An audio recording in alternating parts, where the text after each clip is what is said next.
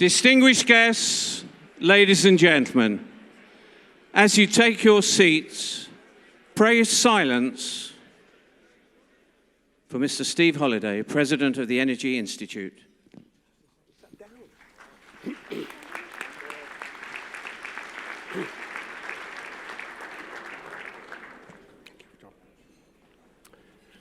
Good evening, Your Excellencies, my lords, ladies and gentlemen, guests and friends.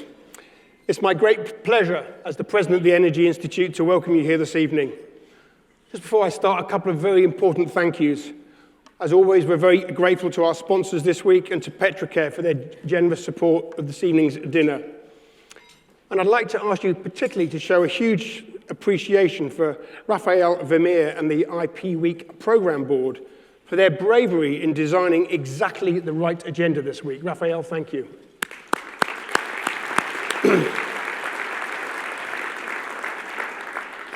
And my thanks obviously to the staff team of the Institute, of course all of our speakers, our moderators, and those of you who were there during the course of the week.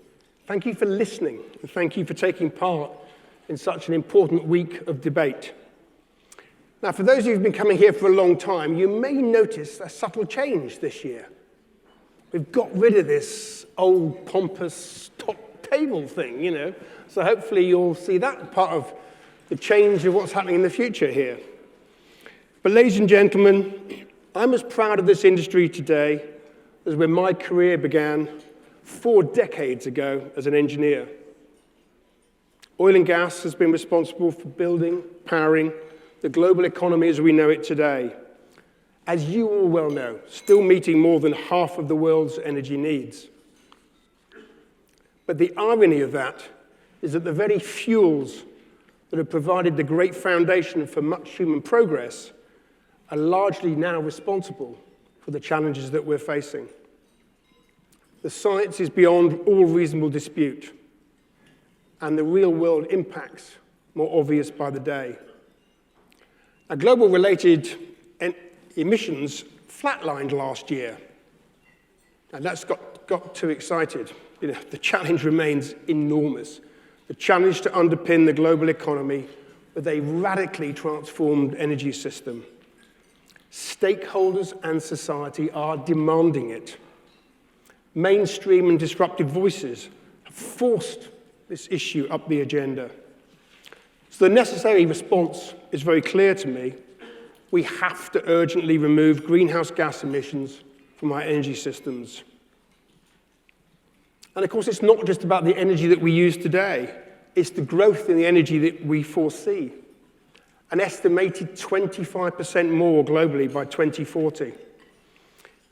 Important increases that yet again will bring improvements in the quality of life for billions of people. But protecting our planet and at the same time reducing the imbalances across societies is the great dual challenge of our age. We need more, cleaner energy, and we need it fast. There's a widespread and totally misguided, in my opinion, view that the oil and gas sector can only ever be the problem. This sector is capable of tremendous things. It has changed the world for the better before, and it can do so again. We now need to challenge ourselves on whether everything possible is really being done to tackle the fugitive emissions of methane, to bring on vital carbon capture and storage, hydrogen, electrification, all the things we need to move towards net zero. I know the engineering capabilities are actually in this room this evening, as is the financial strength, the proven ability to deliver globally and at scale, and critically, a pretty unique world-class ability at the management of risk. Much as I personally delight in the concept and talking about net zero by 2050, I have to tell you, I worry at the same time. Not because I disagree with the wonderful, ambitious targets that people are setting. Almost 80 countries now have committed to net zero by the middle of the century. Fantastic. But it's a dangerously long way off. and it tempts some, I suspect, into a mistaken belief that we can put the action off until later. I believe the next decade is absolutely the decisive decade. And during the course of this week, in the conversations that have taken place, we've heard from expert voices inside and outside our industry. And actions over the next 10 years will determine whether or not we can contain the temperatures within the targets that we know are required.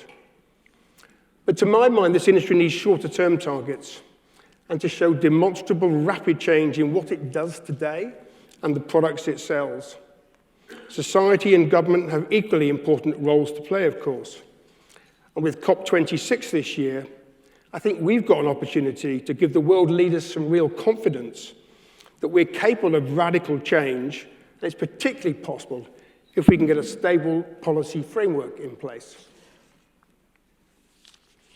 As an engineer, though, I'm a great believer in our ability to solve challenges through technology.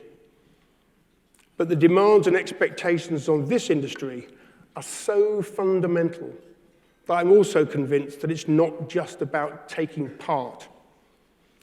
It's about really owning the challenge. And what does that mean for me? That means leadership. And I suggest a new kind of leadership. One that's brave enough to place value on achievement beyond the short-term bottom line. One that listens and has the emotional intelligence to be responsive to the social and environmental agendas that are shaping our world. So it's not just at a scientific level, it's at an emotive level. And by the way, if I may, that underscores the need for our sector to change its game, or up its game even further, on diversity and inclusion, to open ourselves up to all of the talent that society has to offer. Because without those broadest range of perspectives, we can't possibly hope to understand and connect with those defining issues. If we seek, find, and develop this new leadership, then I believe the sector can, as it has before, change the world for the better. But this has to be the decade of delivery.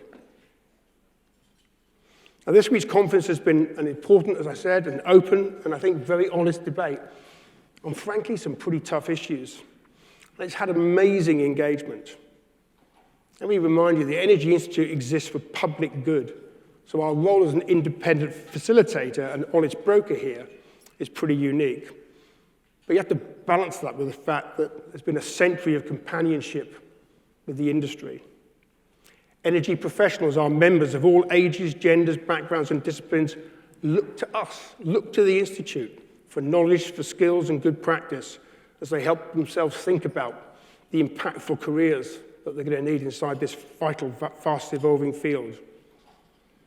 And for those that don't know, we're increasingly a companion of the wind industry, the energy management profession, energy storage, solar, hydrogen, carbon capture and storage, hopefully, and smarter networks, the energy system in its entirety. But I firmly believe that the role of a professional body is also to have some courage when it matters, when the science dictates, to lead. So you can expect us and hold us to account to be bold and to champion the moves that are going to need to be made over the next 10 years. And if I look forward to a year from today, I want IP Week to be the preeminent event for the thinking, discussing, and the creation of collaboration across our industry in tackling this enormous dual challenge of economic development and the climate. In closing, I'd like to thank my fellow trustees for their insight and leadership. Thank the thousands of energy professionals who volunteered their time, their passion, and their energy to the progression of our work. And particularly to the younger generation. We have an enormous number of young members, which is just so inspiring. And they're so keen to be heard. And thank you to the companies who support us. Thank you very much, ladies and gentlemen. Enjoy your first course, and I'll be back afterwards to introduce our speaker, Bernard. Thank you.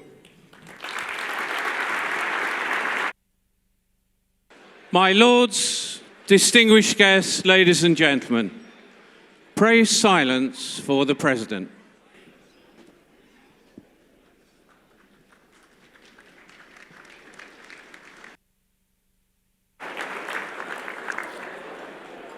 Ladies and gentlemen, was only here 5 minutes ago. I was talking earlier about leadership, and I'm pleased to say we have a lot of it in the room this evening. The Energy Institute, we're always particularly delighted when one of our fellows rises to the very, very top. And that's the case with this evening's guest of honor. It's almost 30 years since Bernard Looney joined BP. Fresh-faced with an electrical engineering degree, but he started out as a drilling engineer.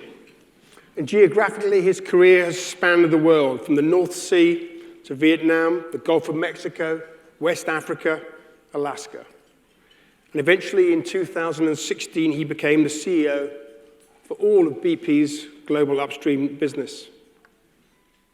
Since that moment, process and personal safety performance has improved by 35% and 20% respectively. Production grew by 20%. But he's also demonstrated inspiring leadership on the environmental and social agendas. And that included back then on ambitious action on greenhouse gas emissions within inside the company, on methane detection methods and driving emission reductions of almost 3 million tons of CO2 equivalent in the last 2 years. He makes significant improvements in both gender and global diversity, and initiated, so much as a theme of the day, a wider dialogue in BP on mental health, aimed at ending inside the company the stigma associated with that issue. Ladies and gentlemen, I'm tempted this evening to say this is kind of a bit of a baptism by fire for someone who's only become the CEO of their company a mere 3 weeks ago. I have absolutely no doubt that Bernard will take this evening in his stride. Already on his watch, BP has become the largest oil and gas company in the world to pledge to cut emissions to net zero by 2050. In so doing, I would suggest he shifted the center of gravity of expectations within the whole sector. But if I may, Bernard, now the hard work starts. For any organization, net zero is a challenging transformation. But I'd especially commend him and his new team on having the vision to not just set out the trajectory for the company, but actually talk about beyond the company as well. Because it's not just about this industry. The climate emergency demands concerted effort, action, collaboration across the economy. And I suspect we might be fortunate to hear a little bit more from Bernard about that wider vision this evening. But ladies and gentlemen, it's my huge honor to welcome Bernard to the stage this evening to speak to you all. Bernard.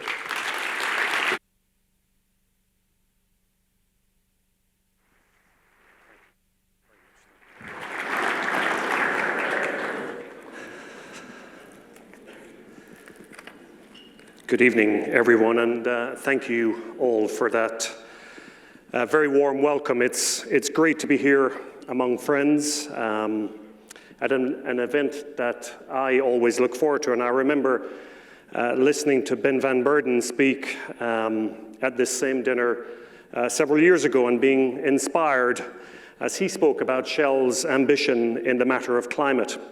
And that was the year of COP25 in Paris. And he talked about our industry needing to be more engaged in helping society solve the climate challenge, and I agreed then and I do now, and I'm delighted actually to see the energy transition as a big part of this year's conference as we head towards COP26 in Glasgow. We're all talking about transformation, about deploying technology at scale, about getting greenhouse gas emissions out of the energy system, and that makes me very proud to be a fellow of the Energy Institute, and prouder still that BP is a big supporter. And Louise, thank you for your fantastic leadership and I think your tireless dedication to the Institute. So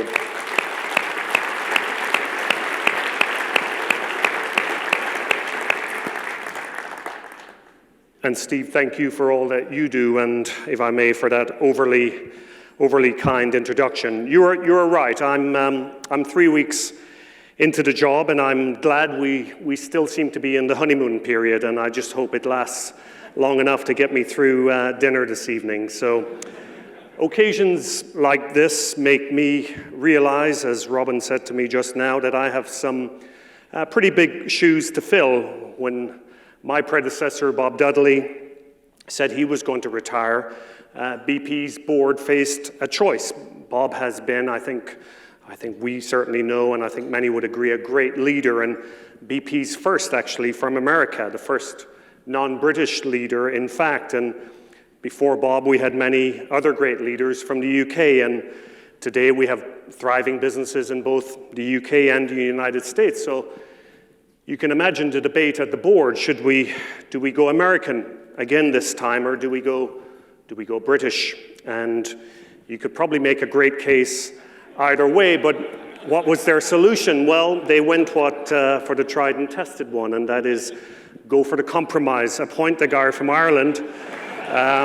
Thank you very much. So the country, it says I should say here, the country in between, but everybody knows where Ireland is. But speaking of Americans, I spent 9 years living in the US, and I loved it there. But Americans struggle with my name. They want to call me Bernard, and I would always have this debate with them about it's Bernard, it's not Bernard, and we would go back and forth. And a guy from Mississippi came up to me one day and said, "When your last name's Looney, who cares what your first name is?" That is,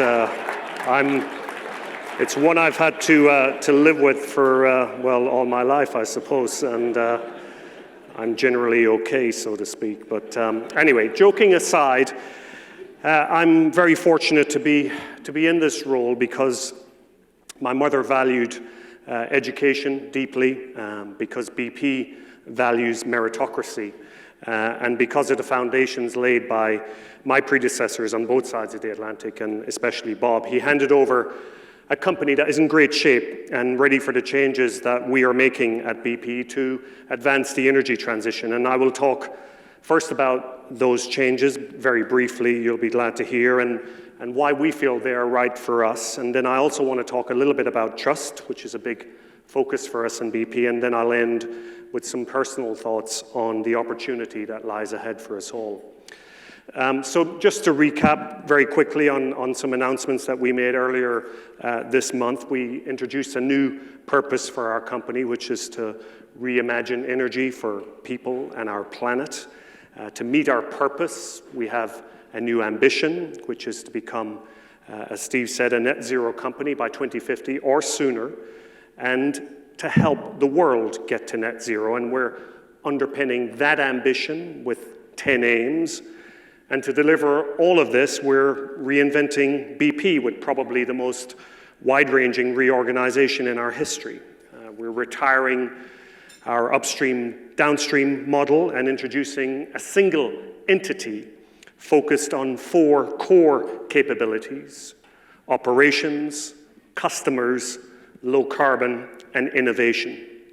And as we go about this program of change, we are equally committed to performing while transforming, to honoring the promises that we have made to our shareholders. And chief among those promises is to operate safely and to deliver our financial plan.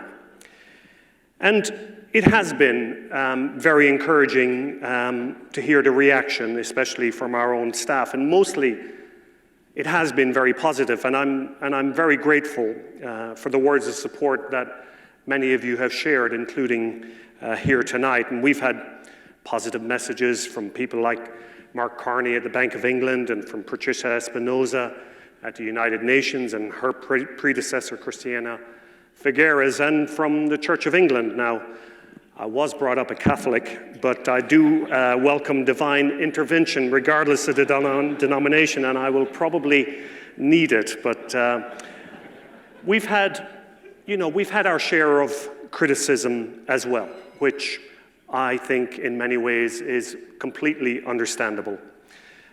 Some say we have gone too far, that we're caving in or pandering to the critics, and we are not.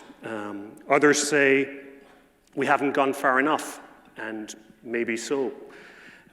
Others say that we're attempting something that is not possible, and we of course respectfully believe that it is.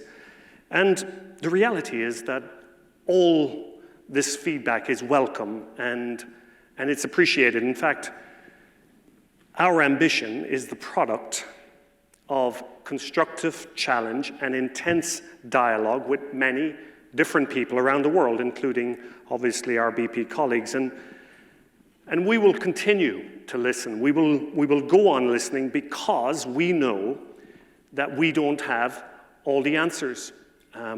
We actually know that we will make some mistakes along the way. And we know that we have a lot to learn from others, and I would say especially from those who think differently or have different views. Now, I mentioned that we have set ourselves 10 aims. 5 of those are focused on BP becoming a net zero company by 2050 or sooner, if we can. And the key point here is our intention to make absolute reductions in our greenhouse gas emissions and across our operations, as well as, importantly, the oil and gas that we literally dig out of the ground. We are aiming to make absolute reductions amounting to about 415 million tons of carbon.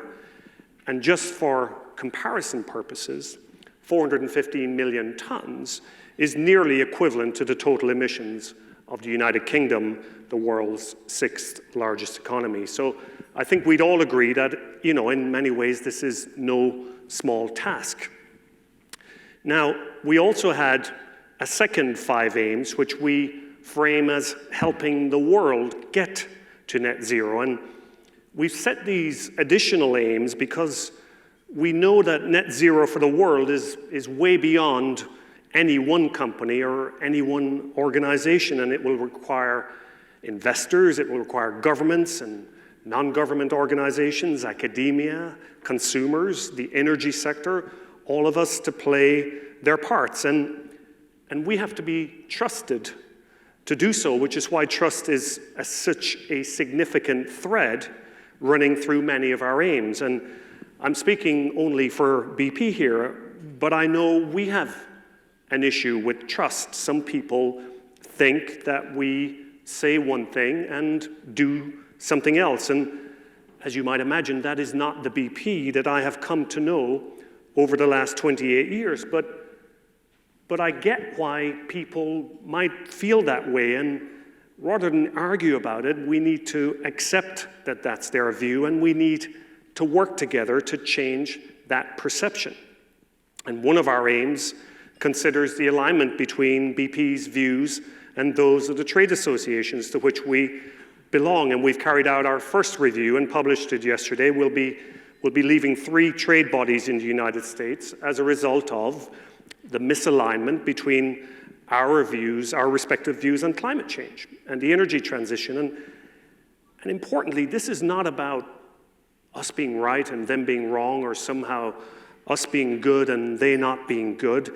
This is simply about choices that each of us have to make. And these are not easy decisions to leave, but we feel it is the right thing to do, both for BP and, quite frankly, for those trade associations. Now, we have another aim, which is to increase our advocacy for policies that support progress to net zero. And we are now going to advocate much more actively and forcefully, and we'll be stopping our corporate reputation advertising campaigns and redirecting those resources towards low-carbon advocacy. And one way in which we're already in action on this is lending our support to the adoption of a well-designed carbon pricing scheme in Washington State in the United States. But at the end of the day, we can say all the right things, but people want to see for themselves, particularly when trust is low, as it is at the moment. So we have an aim to be recognized as an industry leader in transparency along this road. A good next step for us is our declaration of support for the recommendations of the Task Force on Climate-Related Disclosures. And we intend to work with the TCFD and others to keep developing good standards and practices. And these may only be incremental steps towards closing the trust gap, but I believe that over time they will add up. And that brings me to my third point, which is about opportunity. Today, fairly or unfairly, our industry is seen by many as being on the wrong side of the climate debate. We've said, and many of us agree, the world is not on a sustainable path. It's not on track to meet the Paris goals. There is a carbon budget, it's finite, and it's running out. And consumers everywhere, not just in richer countries, they want energy that's clean as well as reliable and affordable. And governments want help with their low-carbon commitments and aspirations, and investors increasingly want sustainability as well as performance. And it comes down really, in my mind, to everyone basically wanting the same thing. So you could say that we need to change to meet those changing demands, but I believe we should want to change, and we should want to change not just because it's the right thing to do, which it is, but because it's also a tremendous business opportunity. And over the coming decades, the world will need to invest trillions of dollars in rewiring and replumbing the global energy system. $1 trillion a year in new energies to keep to a 2-degree rise, 2.5 trillion a year to keep to a 1.5 degree rise. So, you know, in many ways, this moment for our industry is a hugely exciting time, and I think we should see a rapid energy transition not as a threat or not as a risk that we somehow have to manage, but as an opportunity to create value and to do the right thing. And for that, we'll need new ideas, new perspectives, and an openness to thinking in new and different ways. And we can expect uncertainty and disruption, which can be hugely unsettling for many. And I recognize that, and it brings me to the topic of mental health. And as Steve said, this is something that matters to me personally and is relevant to everyone that I have spoken with. I like to say that everyone has something. You know, right now, everyone is dealing with something in life. And I think as an industry, we've come a long way in a relatively short time on the physical side of safety. And we have rules and we talk about safety constantly. And I would love for us to do the same thing for people's mental health and people's mental well-being. And that is especially the case at a time of disruption and change, when it is normal to feel stress and fear and worries and concerns. So here's my final thought you'll be glad to hear as you want to get on with your dinner. As I said at the start, and Steve said, I'm only 3 weeks into the job, and I'm the last person to go and start offering advice to anyone on what to do. So what I say now is simply how I choose to see the energy transition. And for me, it is important to really believe in the opportunity that there is in it. And optimism is the faith that leads to achievement. And Helen Keller wrote that over a century ago, and it is just as true today. If we think risk, then we are more likely to see darkness and threats lurking in the shadows.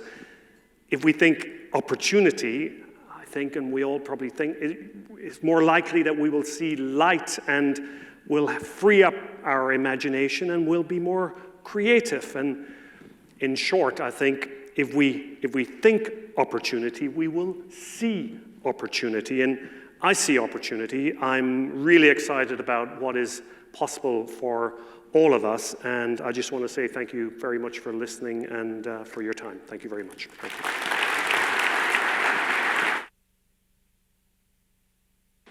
My Lord's distinguished guests, ladies and gentlemen, as you return to your seats, pray silence once again for the President.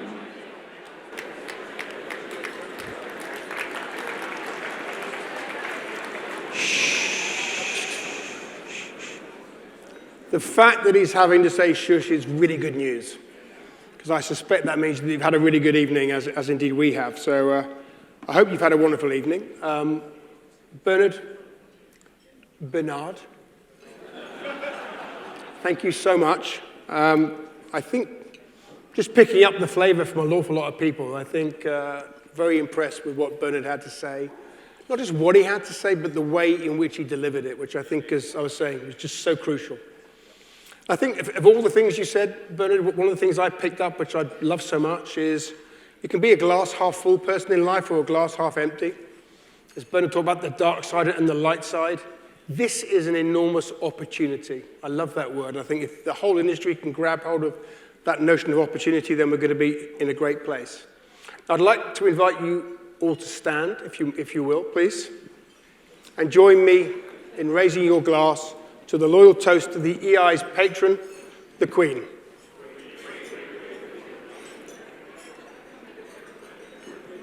And if you may just continue, the EI members, I'd like to remain you standing so we can raise our glass, please, to our guests, the guests.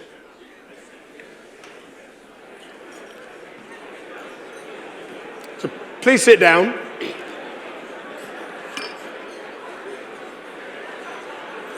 So my final duty this evening is,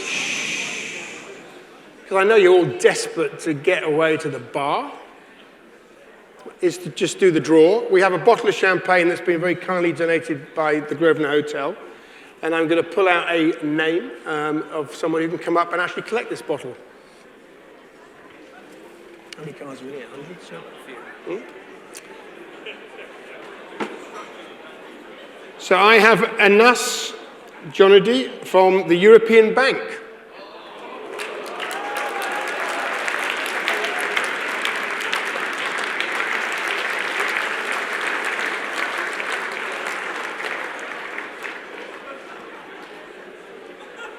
Thank you. Congratulations. Thank you. Well done.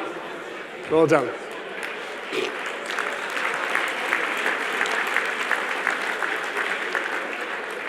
Can I go right back to where I started this evening and just say thank you?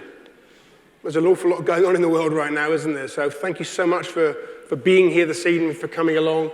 For those of you who took part during the course of this week, thank you so much for your participation, support of the Energy Institute. Please let's think about our future and the opportunity. And for that, again, thank you for your remarks this evening, Bernard. Please have a safe journey home. Thank you very much.